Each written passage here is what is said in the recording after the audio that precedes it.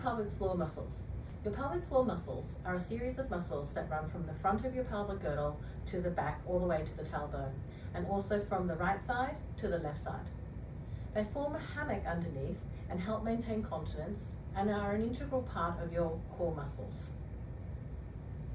The pelvic floor muscles are made up of 1/3 power type 2 muscle fiber types, and that's important for when you cough or sneeze to help hold up any loads, and also 2/3 of what we call type 1 endurance muscle fiber types.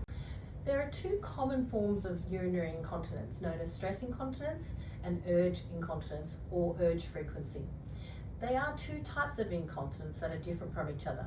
For example, stress incontinence occurs when there's leakage of urine under load. For example, when you're running across the road, jumping or trampolining, or coughing or sneezing. Urge incontinence refers to leakage of urine when you have an overwhelming desire or sensation to urinate. It may or may not lead to incontinence, and if it doesn't and there's no leakage, that is known as urge frequency. Another contributory factor that causes stress urinary incontinence, other than imbalance between your pelvic floor muscles of weakness and strength, is when there's excessive pressure placed on the pelvic floor. This can be weakness in the core muscles through either your tummy or your back, also breathing problems, musculoskeletal issues like poor posture.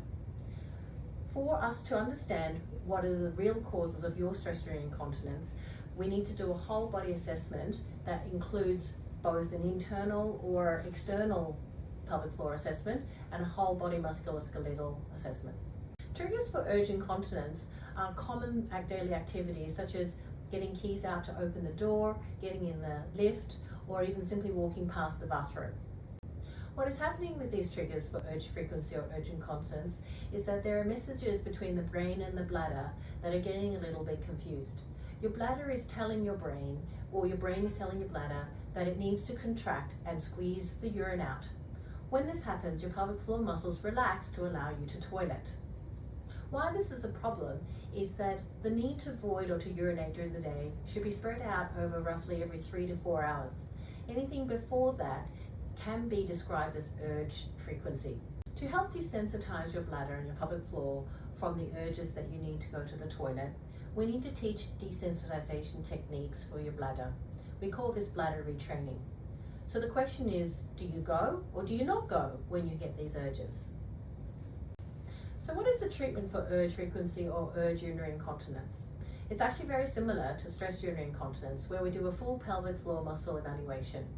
However, we also need to find other regions of the body that are causing the increased sensitivity of the bladder, and that can come from any region in the body.